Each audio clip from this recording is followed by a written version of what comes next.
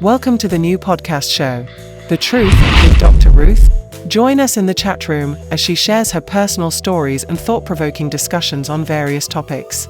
Feel free to explore these podcasts and join the engaging conversations.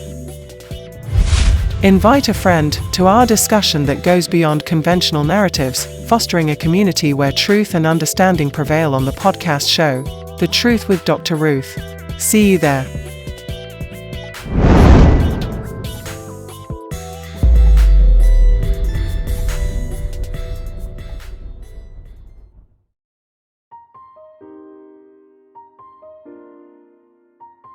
Please be informed that the story you are about to hear is a unique blend of actual events and fictional elements.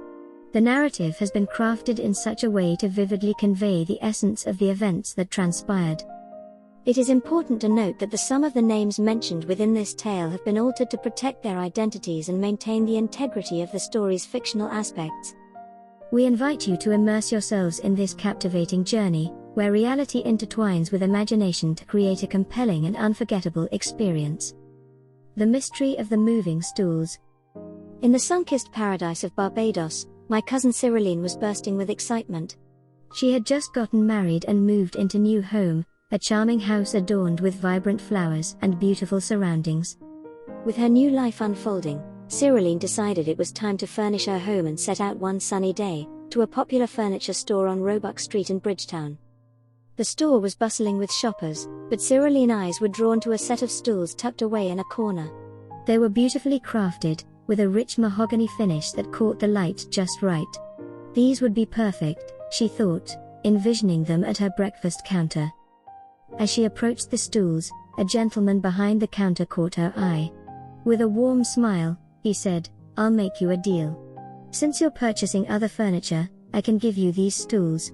They were made for a customer who changed their mind.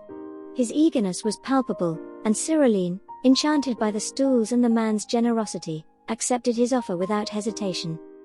That day, she arranged the stools neatly around her breakfast counter, thrilled with her new acquisitions. But from the moment the sun dipped below the horizon, a strange occurrence began. As Cyriline settled down with a cup of tea, she heard a faint scraping sound. Her heart raced as she turned to find the stools had shifted, moving away from the counter. "Must be the wind," she muttered, brushing off the unsettling feeling. She moved them back into place, trying to shake off the unease that crept over her.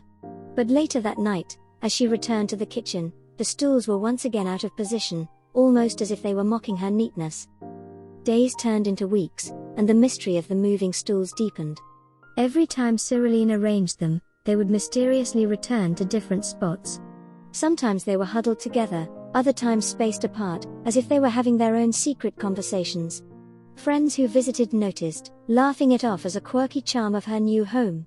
But Cyriline felt a growing discomfort. It was as though the stools were alive, with a will of their own. One stormy night, as rain lashed against the windows, Cyriline heard the familiar dragging sound again. This time, she decided to confront the phenomenon. Gathering her courage, she marched into the kitchen, demanding, "What do you want?" The silence that followed was deafening, but the stools remained eerily still.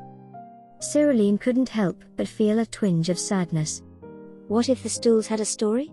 Perhaps they had once belonged to a family who cherished them, and now they were lost, seeking connection in a new home. With that thought, she gently arranged them in a circle, as if inviting them to share their tale.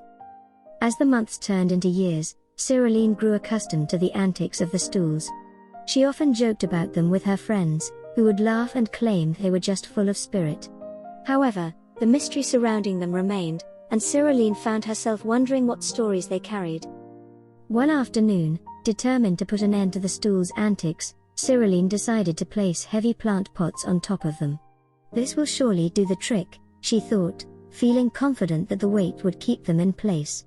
She arranged the pots carefully, admiring how the greenery contrasted with the rich wood of the stools.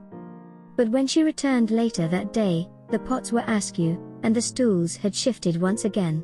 With a bit of frustration bubbled up inside her. "What will it take to keep you still?" she sighed, shaking her head but ultimately choosing to ignore the phenomenon. One day, Cyriline's cousin Lily came to visit. As they chatted over coffee, Lily noticed the stools moving slightly, as if they were engaged in their own dance.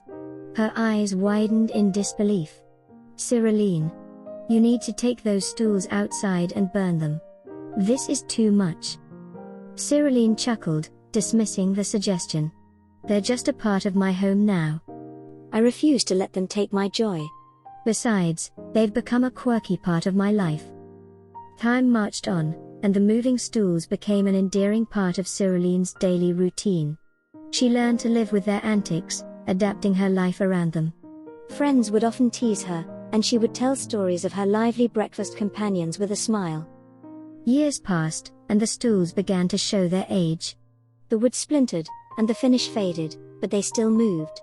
They had become worn yet somehow comforting, like old friends who had shared many laughter-filled mornings.